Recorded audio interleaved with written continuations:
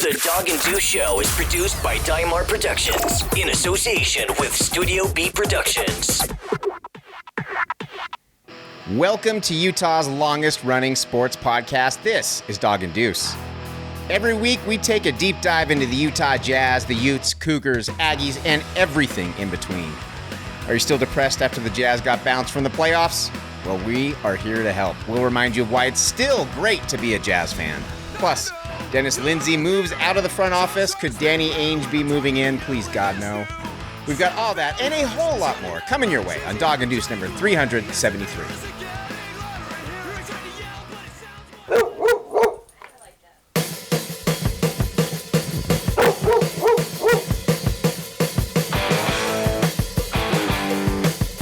From Studio B in Salt Lake City, this is Dog and Deuce. Join the conversation at doganddeuce.com or send an email to doganddeuce@gmail.com. Thank you for listening to episode 373 of the Dog and Deuce Show. If you want to know more, and I sure hope you do, follow along with the show notes at doganddeuce.com. You can watch this show all weekend long on your television screen on Backcountry TV, or if you're in southern Utah, you can watch it all weekend long on Cape Powder TV up here in northern Utah and Backcountry TV in southern Utah. And as always, you can listen wherever you get your favorite podcasts. We would love to hear from you, so send us an email, won't you? doganddeuce@gmail.com is the email address. I am Dog.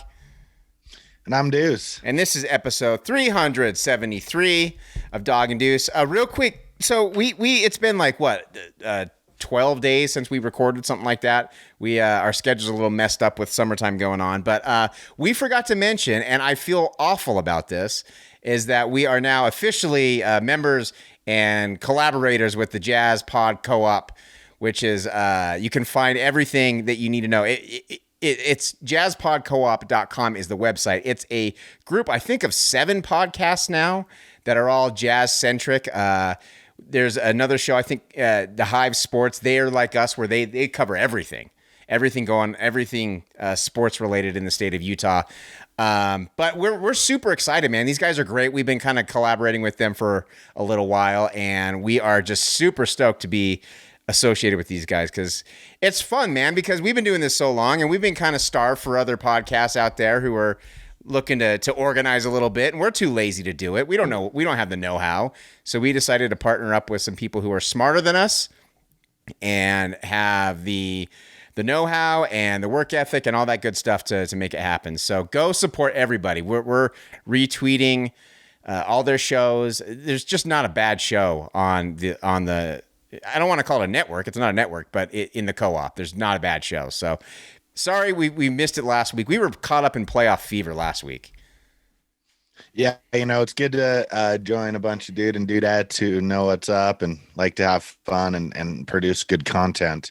We also, I don't think we mentioned, and this has been gnawing on me like every night before we record, and then I forget because of the playoff fever. It was Pride Month, and it's about over. I see you got your Pride Jazz shirt on. I do. Kudos to you. Yeah, it is. You're right. I wish we had mentioned that earlier, but man, there's so much going on. But yeah, it's Pride Month. We're big supporters of Pride Month, obviously, and these Jazz Pride shirts are sweet, man. Those look pretty cool, man. I don't know if you saw Ryan Smith at the games wearing them, but I saw on Twitter everyone was like, "Where can I get that?" And so I saw, as soon as they came out, I ordered Jess and I one, because they're awesome, man. I love them. Let's see, what else? I don't know. There's a bunch of stuff going on. We weren't caught up in playoff fever last week necessarily. We were caught up more in the depression that went along with the inevitability of the Jazz getting bounced, because they were still in it. It wasn't over, but it felt like it was over, and it was just a matter of time. I'd like to know how everyone's doing. We're 11 days out from that surprising and disappointing bouncing from the playoffs at the hands of the Los Angeles Clippers. Is everyone feeling better? I know it was rough, dude. That was depressing. It was tough. And now we're stuck watching the Western Conference Finals with just supremely unlikable squad that is the Clippers, and the supremely unlikable squad that is the Phoenix Suns.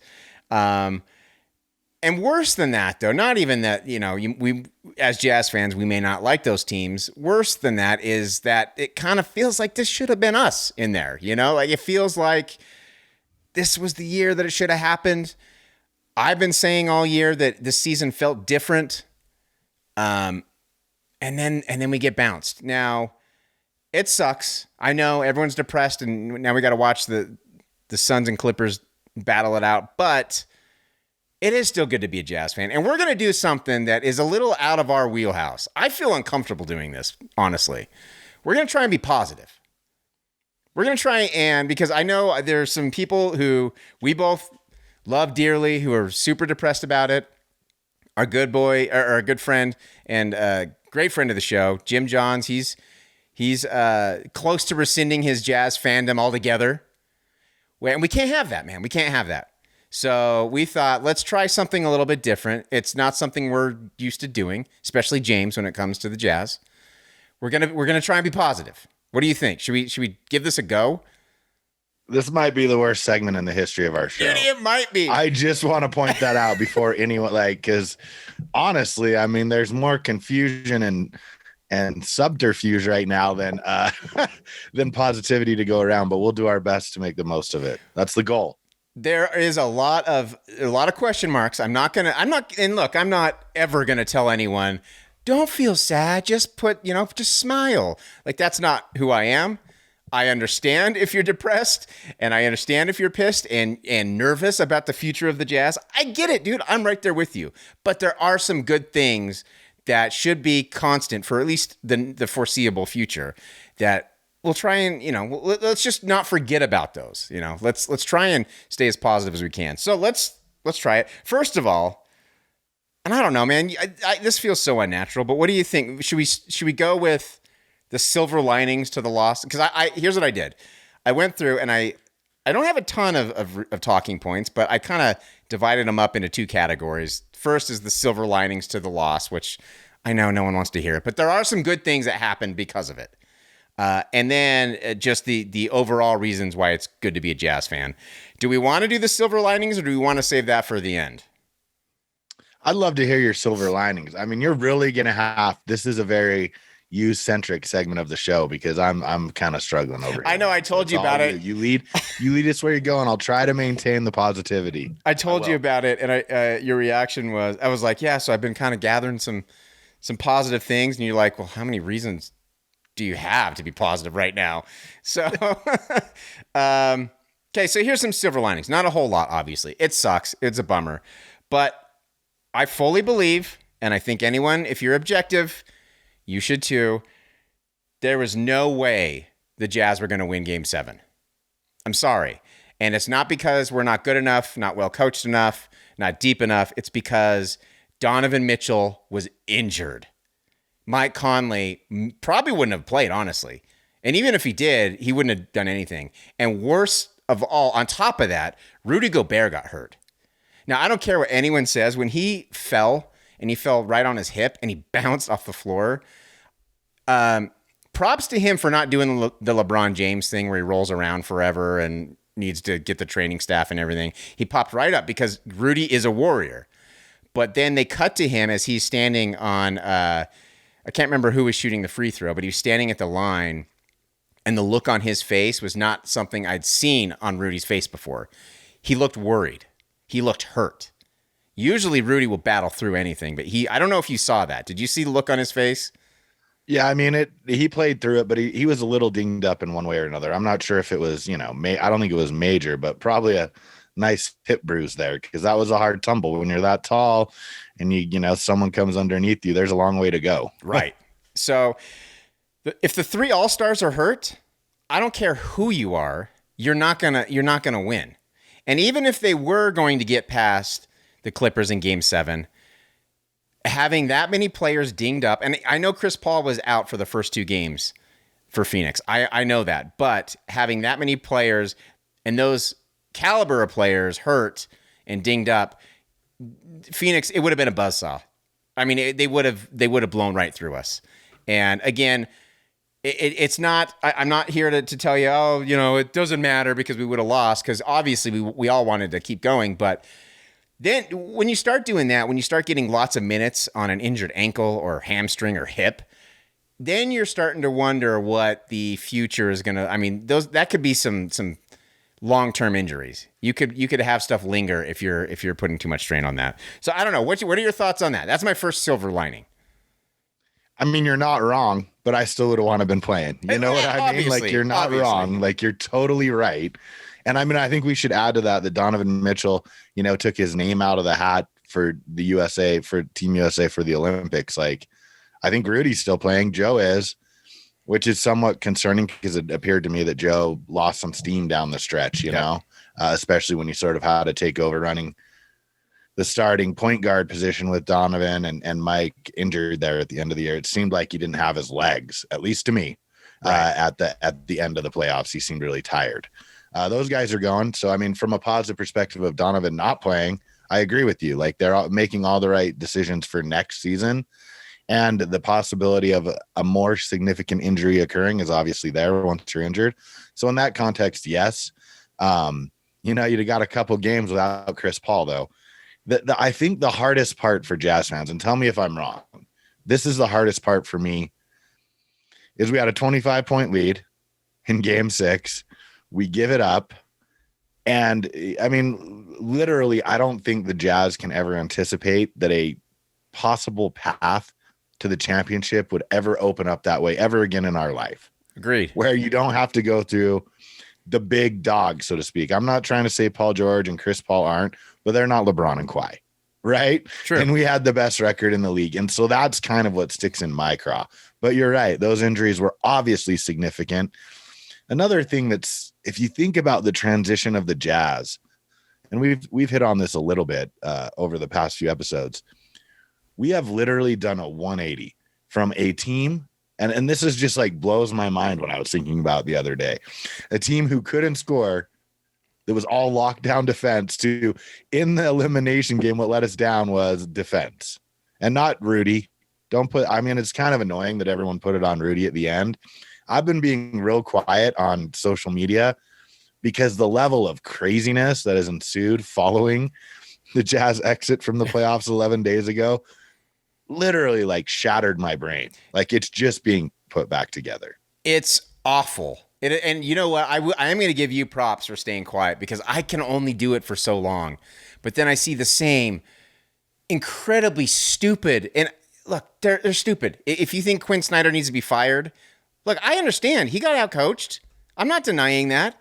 It wasn't his best series. It wasn't his best playoff coaching performance. I get it. He's a human being.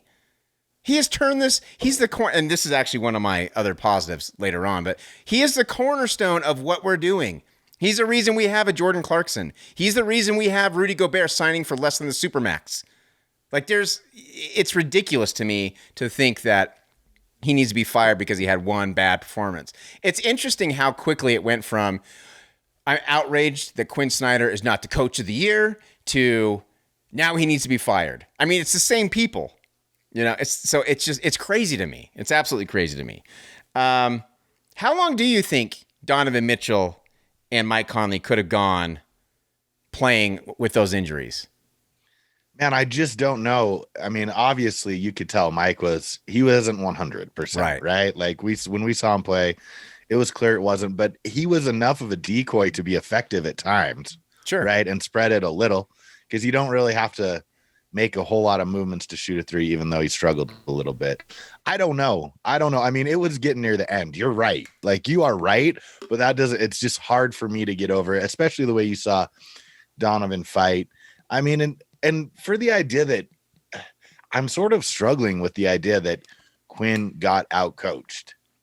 Like, honestly, okay. Let's hear it. What's up? I just said, let's hear it.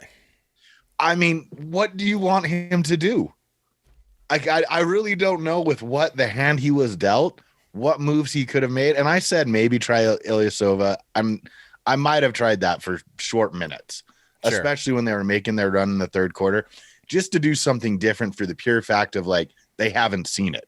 Right. Total just like shock, and let's see if it helps for 2 minutes, see if we can get a good result. If it's good, we'll run with it. If not, we'll go back to getting torched. Like there was no change. You were getting torched either way, up Right. 25 and you just saw the lead decimated. He couldn't have done any worse, in my opinion. I agree. If that's kind of what they're talking about getting out coached, then sure, I'll give you that. But man, with what he had, like you're telling me you think Derek Favors would have played better than Rudy Gobert in that role of challenging the corner three? No. Who could he have put in that would have changed that? No, I mean, there's no one. There's because then. So how is that getting out coached? That's just hamstrung by what you have on the bench, I think. You take Rudy out, and then now they're just going to pound the inside. They're going to give up the threes. They're going to stop playing small ball, and that will be a problem going forward for the Jazz, is trying to defend that, because I was listening to David Locke's podcast, and he made a great point. That's the future. Like right now, the Clippers are one of the few teams that can do that. Have every single player on the floor shoot threes. But I think he said we're like 2 years away from that being the norm, which is going to be a problem. It's absolutely going to be a problem. So Jazz need to figure that out. And I mean, I fully expect they will. This front office is outstanding. So I imagine they will. But it was a bad matchup, dude. Like it was, for all the teams we could have drawn, even without Kawhi Leonard, the Clippers were the worst. And I think it was a little unforeseen. Like, I didn't expect them to go small ball and have all shooters out there. I didn't expect him to do that.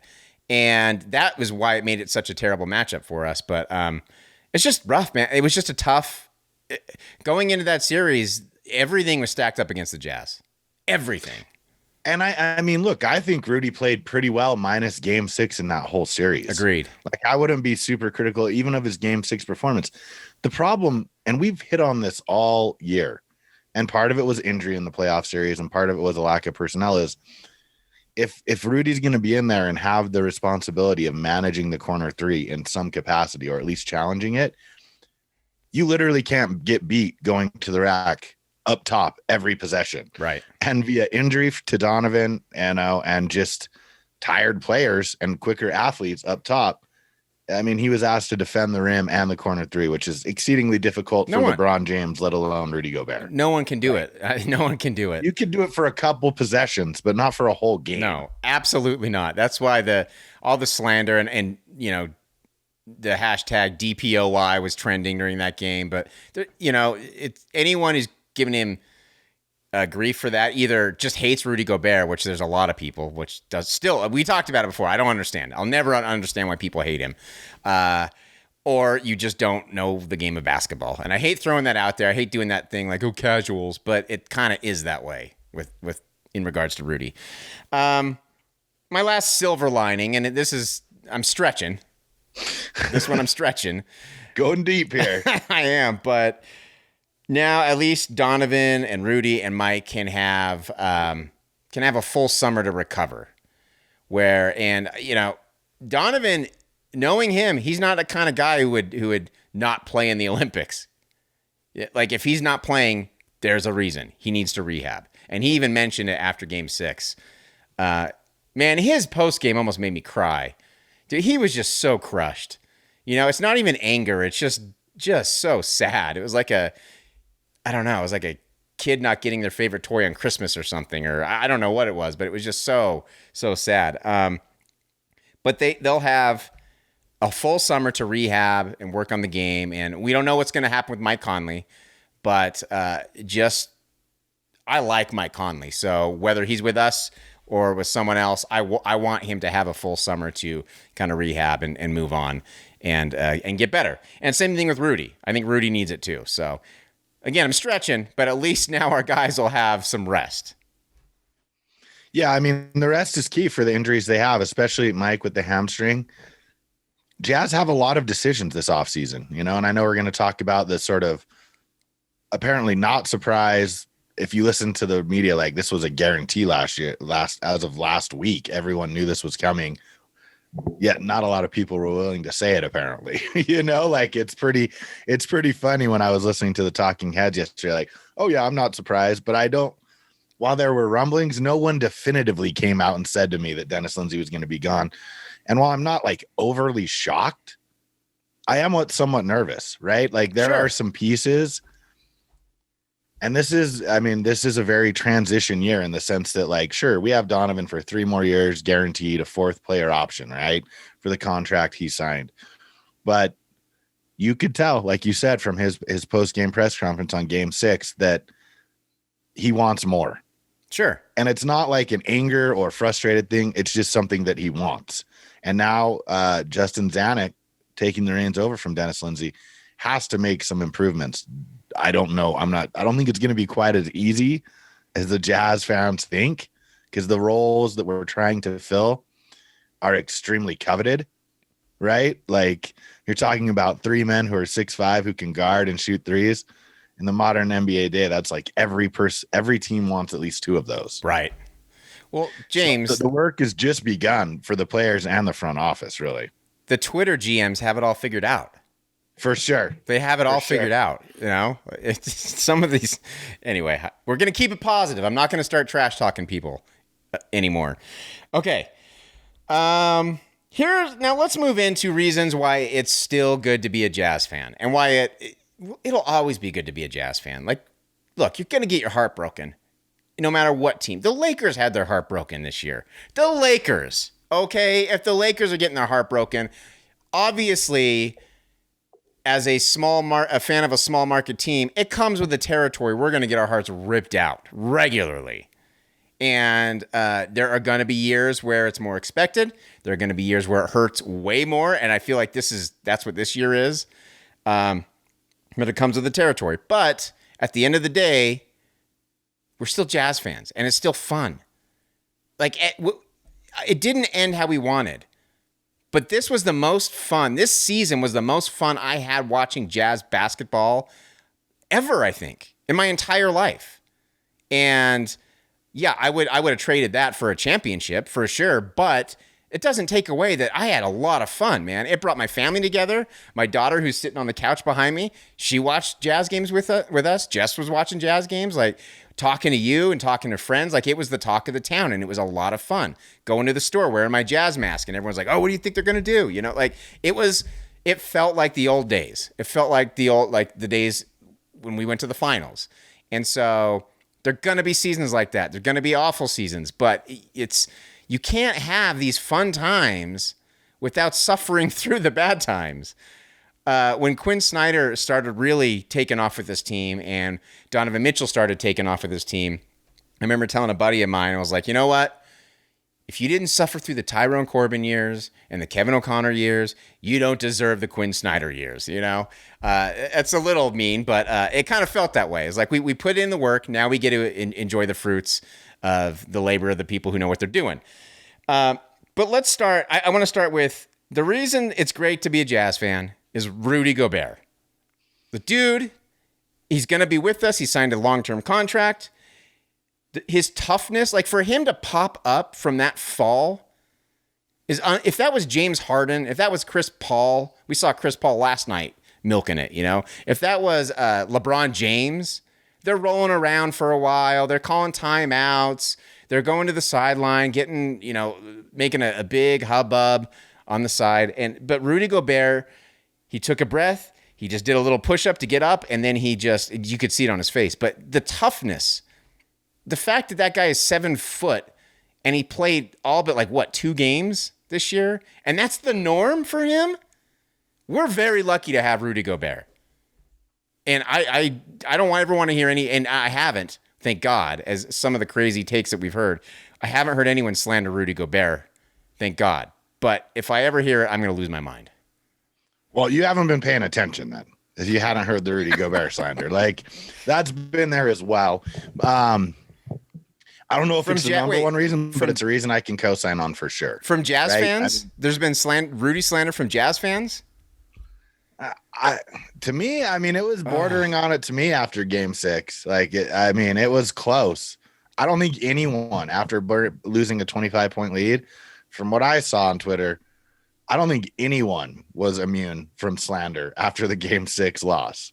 I kind of get that, though, a little bit, because we put our heart and soul into this team. We kind of, we got our hopes up quite a bit, understandably so. It's not like it was unjustified. And then we were crushed. And so you want to, when you're feeling that much pain, you want to makes someone to blame for your pain, for causing you pain. And so I in the moment, I kind of get it. But overall, I better not hear any.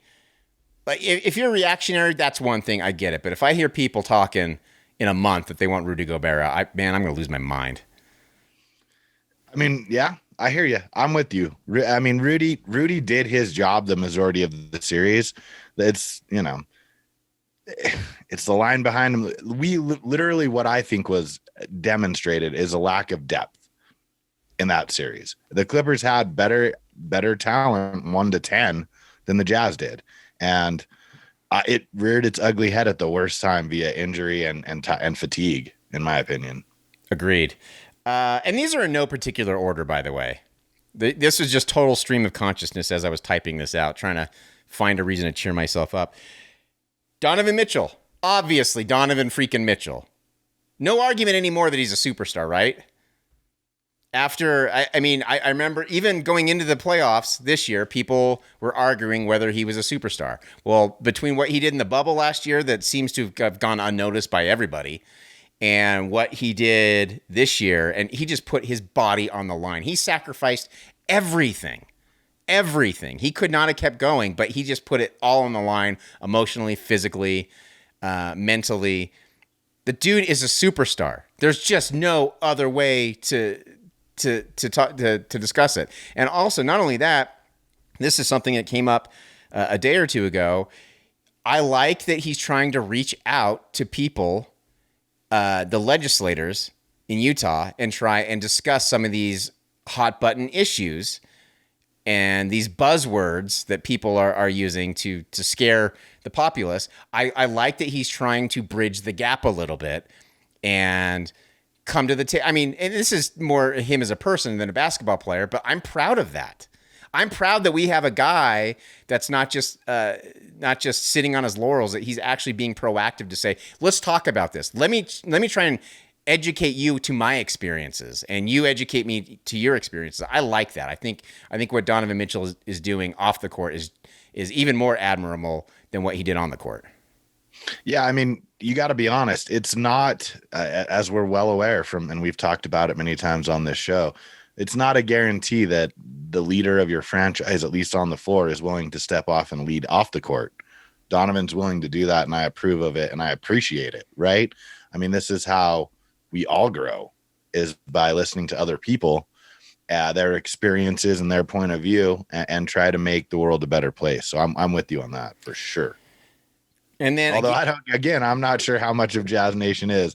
When I flipped on the Twitter as I was sitting here getting ready to record the show, there were some interesting comments. There are some people I do feel, and it could just be that the people I'm following, I've inadvertently cultivated a much better base that I'm following, but I don't see a whole lot of that kind of stuff on my timeline, at least, and I don't know, but I know it's out there. Don't get me wrong, but it leads me to believe, and this is very anecdotal, so take it for what it is, but it leads me to believe that just having a guy like Donovan who's willing to reach out like that, having an owner in Ryan Smith who's willing to reach out and fight for these social issues, maybe it's doing some good.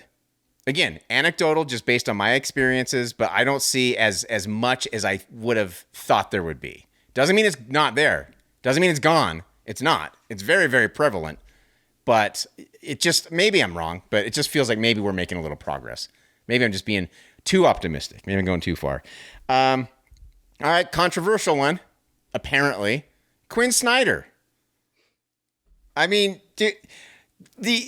the crazy, unreasonable expectations that people have out of coaches and GMs boggles my mind. Like, there's never been a coach that's been perfect. There's never been a GM who's been perfect.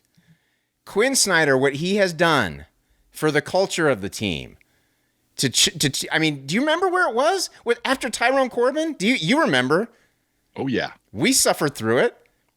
And now Quin Snyder got us to the first place in the Western Conference, a Western Conference that includes the Lakers, the Clippers, the Suns, the Mavericks, the Blazers, like the Nuggets, so many good teams, and he got us to first place.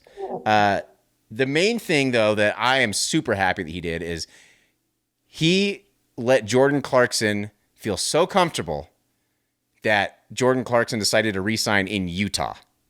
That's freaking epic. That is epic. Because Jordan Clarkson's been criticized his whole career, and for him to come back here is amazing. I don't know. Any thoughts on that? I mean, you're right. Like we talked about, a lot of what's holding it together. Sure, the front office is great, but you really feel a sense of connectedness between all the players and Quin Snyder. And you can't sort of underestimate, or maybe overestimate is the right word, how much that matters, right? Like to have, especially with your superstars, but all the way down, the bench to 15, to have a group of guys who really want to play and appreciate his perspective on the world and the game goes miles and miles when you're a small market team trying to get the necessary pieces to make championship runs. Exactly. And think about this. I'm not saying this is all Quin Snyder's doing, but think of the fractured relationship between Rudy and Donovan. And I guarantee that it wouldn't be in as good and I don't know what it is right now. It could be bad, and behind the scenes, we don't know. But it would be much worse, and it'd be much more public, I think, if you didn't have a guy like Quin Snyder kind of in the middle of it and the cornerstone of this group, because he's cultivated a really a locker room that is very big on camaraderie and supporting each other. And I think that's a big reason why they were both big enough to kind of try and mend fences, at least enough to try and win together. So I give him credit for that too. Not full credit, but I give him credit for that too. Also, I mean, like you said, you mentioned it earlier, just the changing of the team from being so defensively sound to the point where we couldn't score at all, but now we are just scoring is not a problem anymore, which is crazy as a Jazz fan and as a Ute fan. That's really weird to think about. Like I've never had a team that's like that before. So this is fun. It's fun. Let's see here. Obviously, new ownership, some question marks, and it sounds like Ryan Smith wants to make some changes going on in the front office, and he kind of wants to put his fingerprints on the team, which is understandable, which makes people nervous. Change always makes people nervous, but I think overall, having a guy who is sensitive to what the players need, sensitive to the struggles that the players go through, I think that's important. And I think it's important what he's doing for Utah and the community and people of color and marginalized people. I think that's outstanding. And again, I'm sure there are a lot of Jazz fans who disagree. I don't know how you possibly can, but I understand there are. But it is a good thing, and I'm excited about that, if nothing else. Yeah, I mean, while there are a lot of question marks, you have to assume someone who built a billion-dollar corporation from his business is willing to move with caution and try to make the best moves for the team as a whole, right? I mean, it is nerve-wracking because we're so used to consistency here, whether it's coach tenure or ownership tenure or player tenure, whatever the case may be. We're so used to sort of players coming and staying, coaches coming and staying, front offices being around for a long time, that it does make Jazz fans uneasy, and that's totally understandable. But I think you have to be optimistic with his tone and his rhetoric, and let's see where it goes, right? Agreed. I mean, let's see. And then obviously, save the sweetest for last, Dwyane Wade is a member of Jazz Nation. What? Like, I still think about it, and I'm kind of blown away. Seeing his Instagram pictures of his kid decked out in Jazz gear is so freaking cool, man. Like Dwyane Wade, we did a whole quick cast on it. It's crazy. Yeah, I mean, D Wade is D Wade, right? And he's so much more than a basketball player at this point. I mean, I think he was named, like, him and Gabrielle Union were like people of the year, if I remember correctly. So, I mean, if that tells you sort of the plane he exists on is so far above basketball, but his basketball acumen cannot be denied, right? So, I mean, it's like great human, but then also we get the basketball skill set in mind of a Hall of Famer, and I mean, one of the greatest players that I've ever seen touch the court. That's extremely exciting, right? Yeah. And sort of unimaginable just even a year ago that the Jazz would have that kind of leadership or presence of a past Hall of Famer who wasn't named Stockton or Malone. Like, Right. that's the coolest part, is that it's coming from the outside, someone wanting to be part of the growth of the franchise. It's very cool. One of my favorite moments of the entire season is when it was in that Memphis series and D Wade's on the sidelines kind of coaching Donovan. Like, that's so freaking cool, man. That's amazing. It made me very happy to see that. So, okay, that's my list. I'm sure there's a lot more out there that I didn't get to. I did kind of write this in the midst of my postseason depression. So I'm sure my mind wasn't fully invested, but I was trying to pick myself up and pick everybody else up out there. So I don't know. Off the top of your head, do you have any more, or are we just going with this? You clicked them, man. I mean, that was a hard way to go out, especially with the lead and the struggling in the third quarter. It was pretty, underwhelming. True. But I think you hit on some good ones, and they've made me smile. And here's to hoping you're right. Oh, and I actually have one more that's a little bit more evergreen. Okay. It's just basketball is fun. Watching basketball and having a team that you love is fun. It hurts, but it's so much better. It's made my life better. I don't know. Like, it really did. Like, this was a tough year for everybody. And, I was dealing with some depression issues this year, and watching the Jazz night in and night out it picked me up so much. It gave me something to look forward to at the end of the day, and I loved it. And this isn't the only year that it's been that way. Having the Jazz a constant part of my life has made it infinitely better. And you can call it being a sports fan in general may be stupid, because you invest so much emotionally into something you have no say over and no control over. But it really does. It makes it so much more fun. And so anybody, if you're thinking of bailing, don't bail, man. Like, there's so much fun stuff. It's going to suck sometimes, but it's so good. And all the storylines that came out of this year were so much fun. And I cannot wait for next year. I'm so freaking excited for next year. It's going to be crazy. It's going to be different, but I can't wait. Yeah, you're right. I mean, at the end, like, especially given the clip that they were winning at this year, through the doldrums of winter and everything that was accompanying that, and during a pandemic and yada yada yada, et cetera, they really were sort of the constant that could make you smile, or at least have some hope that we're headed in the right direction. So for that, you have to be eternally grateful. But crushing nonetheless. That 25, I know. It's hard for me to know. Would you have rather just had it been close? No. I think the real struggle and the real insanity happened because we were up by so much. Well, I agree. But here's the crazy thing to me. I didn't think I could get any lower than after Game 5. I didn't think I could. I was like, that's it. I'll watch Game 6, but it's kind of over, and just hopefully. And then they went up by 25, and they got my hopes way up for a Game 7 and dashed them. And if that's not a very Jazz thing, I don't know. That's the most Jazz thing I've ever seen in the world in my life. But just like, prepare for the fall. It is, dude. It really is. Enjoy the rise, but prepare for the fall. Exactly. There are a lot of questions, though. I mean, help me. So I don't know if you read, and I want to give him his credit, Andy Larson's article in the Tribune about sort of the maybe butting heads of Quin Snyder and Dennis Lindsey, and now Dennis Lindsey's exit to an advisory role. Give me your take. What do you think that means? So, well, first of all, I'm a little confused, because I was under the impression that Dennis Lindsey was kind of already in an advisory role. Like, it was my impression that he was still, he was still helping with the front office, but for the majority, it was Justin Zanuck taking over. I guess I misread that, right? Yeah, I thought that Zanuck did all the quote unquote legwork, so to speak. Okay. But Dennis Lindsey would have to approve of his final decision, so to speak. That's how I interpreted it.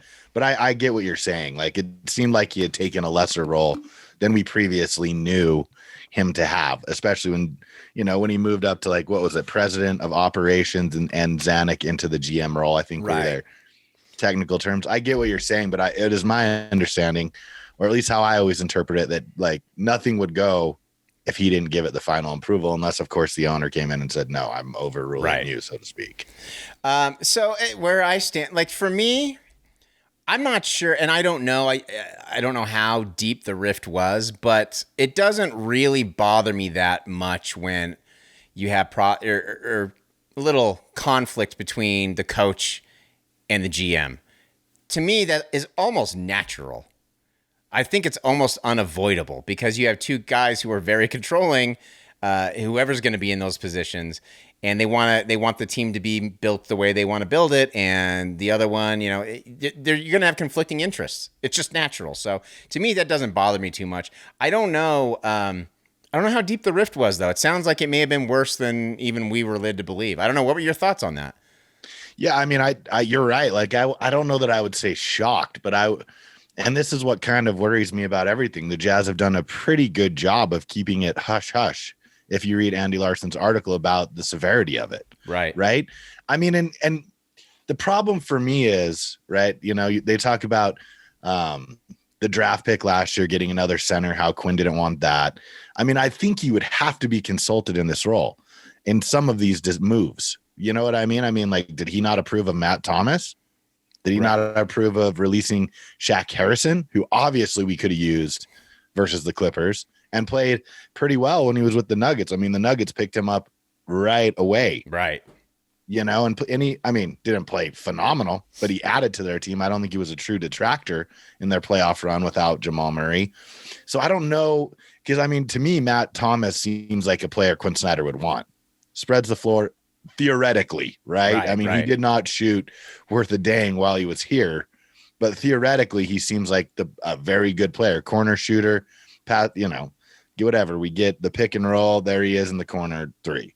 Right. It didn't work out, but to me, that seems like a Quin Snyder player. For sure. Right? So it's like, I would need to know a little more intimately, other than, the center draft pick last year, what other moves he was so distraught by, so to speak. Well, and here's the thing. People seem to forget, and I don't know, I wasn't in the negotiating room, but when we drafted Azubuike, we didn't know what Rudy was going to do. Remember, all the other big signings and re-signings had happened, and we were waiting on Rudy. And so the longer it went, we did shows about this, thinking like, what's going on? Is Rudy unhappy? Is he going to be leaving? Like, what's going to happen? So I don't know. There may have been some uncertainty of what Rudy's future was going to be. And that's why that was my impression of why they drafted Azubuike. I don't know, but that's kind of what I thought at the time. And people seem to kind of forget about that right now. Also, and maybe that was them forecasting, let's be honest. Derek Favors played pretty well in the first 2 games of the Clippers series, but then was a no-show. Right. For the remaining 4. Right. You have to be honest with that. So I don't know if Dennis Lindsey sort of, I don't know if it was a total disconnect with the theory of how we were going to win, because that would seem to be logical that, and I don't know that, I don't think Depke could do any better than Rudy at defending the scenario they were in. And he was hurt all year. Right. So, he didn't barely play, if at all, for the Jazz. Right. But I don't know if they were just trying to provide another, viable backup in case Favors went down or wasn't performing. But you're right. And that brings up a bigger question of whether or not the draft should be before free agency from the NBA perspective. It's really hard to field a team and draft a spot or a position on your team when you don't know if you've been able to re-sign any of your players, right? True. Very good point. You in the awkward position like you're talking about. But here's the thing I think of, right? Like, it's pretty interesting. We know Quinn's history. We know Dennis Lindsey's history. Uber successful. They all have part of the, San Antonio bloodline, so to speak, if you will. Man, I'm nervous, and I hope and I doubt. Do you think Dennis Lindsey will stay in this advisory role? I don't know. Because I'm like, look, you've seen what he's done with the Jazz. And he everyone complains about his draft picks, but let's not forget he drafted some pretty awesome players that are currently on the floor for the Utah Jazz. Yeah. Why do people forget this?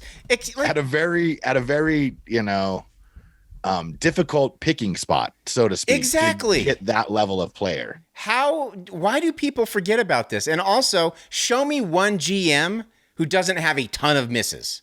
Yeah, show me the longer you're in, the more misses you get. It's just a fact of life. And it's you miss more than you hit. You miss way more than you hit.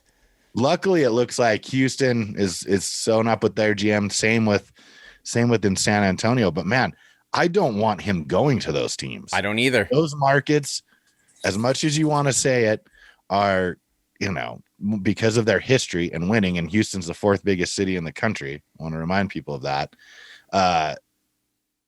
Might be easier to get free agents. And with his skill set of building a small market Jazz team to the number one seed in the West, a year, you know, during a pandemic year with the draft picks that he got, makes me nervous to compete against him. Like, I want to keep him on just to keep him out of other people's hands. Exactly. Like, is that a bad business strategy? I don't know, but it's how I feel. I agree 100%. And I want to right now kind of express my appreciation for Dennis Lindsey, because I really don't understand the hate that people are spewing towards him. It's like you've never been around during other regimes with the Jazz. I mean, do you remember Kevin O'Connor going on the radio and they were trying to interview him and ask, you know, what kind of moves you want to make? He's like, you know, I don't know. I don't know. And if anyone has any ideas, I'd love to hear them. Like, he literally went on the radio and asked for ideas of what they could do. I think that was tongue in cheek, but that is true. I don't know, dude. It may have been, but I don't know. I really don't know. Because it was just like so unbelievably, like, is he being serious right now? And he was, and I remember, and this hasn't happened in a long time. I remember people on the old K-Fan when it was owned by the Millers and the Jazz, and people were constantly calling up and complaining about Kevin O'Connor and how bad he was, to the point where they started just hanging up on people mid-sentence. I remember Ben Bagley one time just as like, I've had enough, and he just hangs up on the guy. And I'm like, this is crazy, dude. Like, this should not be happening. So again, were these people not around when this is going on? Because those were some bad times. And that was a team where maybe we should have made a real run for a championship if we didn't run into the Lakers 3 years in a row. But talk about a guy who had so many misses, but he managed to he drafted Darren Williams, and he got Carlos Boozer, and he got Memo, and that was the core. And he kind of hung his hat on that, and he kept his job for way too long because of that, because the Millers are very loyal. But it was it was so crazy. And now to see Dennis Lindsey, who has drafted some of the best players in franchise history, who has made some amazing moves, that has got this team to where it is today, and people are complaining about it. What are you talking about, man? It's driving me crazy. Needless to say, we're way past the optimism on this show this week. Optimism's out the window, gone. back to reality. Yeah, it is confusing. And look, Ryan Smith has the right to do whatever he wants. He's the owner of the team. I just hope Dennis Lindsey stays close, although I doubt it. I mean, he's pretty young, right? Like, does he really want to retire? Right. It seems to me, at least from the history of watching sports, guys like him who are uber successful don't tend to put it down when they're 52. Right. 62, maybe I could see that. But I do worry about, him leaving and making a way somewhere else. And that's not a condemnation of Justin Zanuck. I want to be clear. Right. Sometimes, and he may be uber successful and more successful than Dennis Lindsey in his role. Right. I don't know. Time will tell. But what I do know is when you have someone who's built up the franchise to what it is today through really hard and smart moves. Now we're kind of, locked in because of this max to Rudy and Donovan and all that, as far as salary cap and luxury tax. But you had to, because it's hard to get that kind of star power via free agency. And it's actually next level impossible. Agreed. Unless it's trade. You're not agreed, And so, you have to have a little appreciation. And I think if you're Ryan Smith, honestly, you have to be slightly worried. Like, again, I have all the faith in Justin Zanuck in the world, but he was passed up in Milwaukee. That's why he came back here. And look at Milwaukee now. True. So that was obviously the right move for the Milwaukee Bucks, right? And he's coming from the agent perspective, which allows him to negotiate in a different manner and in a different way that maybe hits home more with NBA players now than it maybe might have in the past. But man, when you lose someone who has that kind of basketball acumen and also is so willing, you have to, give Dennis Lindsey his props. Is like, he's willing to go to the mic and answer tough questions. Absolutely. Doesn't shy away from it at all. He hasn't been on this show, which I'm super disappointed, but now he's in an advisory role. Maybe he can advise us. Exactly. But he was willing to, and that's not a very general manager, president of basketball operations thing. No. And that's not the typical protocol for those people in those positions. And he was willing to go there and answer them honestly and be pretty open. Yeah. So I appreciate that as a fan and as someone who's sort of following along with the team doing this show, is he's willing to step to the line when things aren't good. It's really easy during this whole season to be like, yeah, it's awesome, blah, blah. He showed up when it wasn't, and now he's in an advisory role. It'll be very interesting to see what the Jazz do from here. True. Yeah, it seems like things got a lot more transparent when he took over. Just felt better. I don't know. Okay, we are running so short on time. Nate the Hemorrhoid, who I finally got engraved on the trophy behind me on the Wall of Fame for his March Madness victory in our bracket. He left us a voicemail on the D&D show voicemail and text line. And so let's play it. If you would like to let us know what you think and want to hit up the voicemail or text line, it's 801-477-7678. That's 801-47-SPORT. We would love to hear from you. Here's Nate. All right, boys. It goes without saying, we're all disappointed.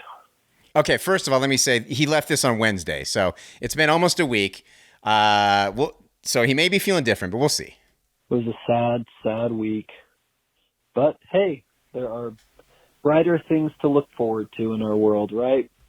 But just wanted to call to give the condolences to our beloved Utah Jazz. But also, by the way, just wanted to give you props, Alan. I'm proud that you were able to apologize and you did the right thing by pointing out your mistake with Dominic Hatfield. So hopefully he heard your apology and now you can let bygones be bygones and bury the hatchet. But it was the right thing to do, so congrats, man. Also, just wanted to answer your question, do I think Paul George is a superstar? I still don't think he's a superstar per se. He has superstar moments, but I feel like to be a superstar, you have to continually be at that level, game in and game out. Like when Kawhi can just go off at any moment, when LeBron can go off at any moment, and you can see Chris Paul and all of these other guys in the league can just go off, and that's, to me, a superstar. I think he's a great player, don't get me wrong, and I think our fans were so stupid to start chanting overrated in the first two games of the series at home when he went to the free throw line, and then he buries you for an average, I believe, of 35-plus points over the next 4 games to sweep us out, because technically they went 4-0 after going down 2-0, so pretty much a sweep in my book. And I just wanted to just make sure that we are all excited for the next phase in our sports lives. I mean, I can't wait to at least be able to watch all the baseball and the soccer, and that's going to tide us over up until August. So super duper excited. By the way, if you couldn't tell, I was being sarcastic. Love, your hemorrhoid. Oh boy, baseball and soccer. That'll be great. Another tie for RSL. That was exciting. I mean, you guys are narrow-minded. That's all I can say. Just narrow-mindedness constantly shows in your inability to watch soccer and baseball. I will say, and obviously, thanks, Nate, for, as always, coming in strong on the voicemail and text line, 801-477-7678. That's 801-47-SPORT. I will say the apology to Dominic Hatfield, and if you weren't here last week, we were like out of time. We got like 2 minutes left. If you didn't hear our show last week, Dominic Hatfield heard some comments I made about 6 years ago. He was not happy with what they were, so I apologized. You can go back and listen to episode 372 for all that. We'll have that on the YouTube page as well. When I was editing the show, I have this thing, and I don't mean to do it, but when I was apologizing, it sounded super sarcastic, and I did not mean it. I didn't mean it as sarcasm. So I really was trying I didn't get that from it. Okay, good. Because I was listening to it, and I was like, God, I'm not trying to be sarcastic. I'm trying to be heartfelt. You're just a pessimistic human. I am, dude. It sucks. I hate it. But all right, real quick, Paul George, superstar, yes, no? Did you see him last night? I know, but the game before missed 2 free throws in a row. He's definitely, I mean, look, if they get to the finals, again, coming back from this deficit, he'll have earned that recognition, and he's played tremendously well. True. Since game 3 of our series. Sure, no one's perfect. There are rough nights.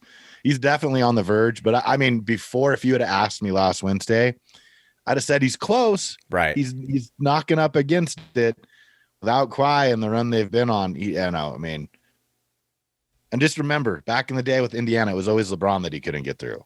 That's LeBron true. LeBron has, stymied a lot of men's runs in the playoffs when he was in the East. Yeah, I think what he's doing right now without Kawhi is he's actually shouldered the load, which is not something we ever expected from him. And so he's definitely closer. But, man, those 2 free throws, he missed both of them. That one that's making it difficult. Kawhi wouldn't do that. LeBron wouldn't do that. Donovan wouldn't do that. Just even one, right? Just one. Yeah, exactly. So, but it's hard to deny, like, what he did last night was pretty incredible too. So, I'm like he's on the fence, borderline for me, but really close to making that leap. So, and I'd be interested to know if Nate feels that way too. Yeah, absolutely. Sorry, we got a delay on our Zoom meeting here. Yeah, I was just going to say, I would be surprised if I can't say by the end of this playoff run that he hasn't. Right. Because I expect that series to go 7 games. And just remember, I think I told you this when I saw you, don't mess with Suns fans, people. Don't. It is the Wild West out there. I also am slightly disturbed that we're promoting it in that way, but I have been to a Suns-Lakers game where afterwards in the courtyard, I was like, I need to get out of here.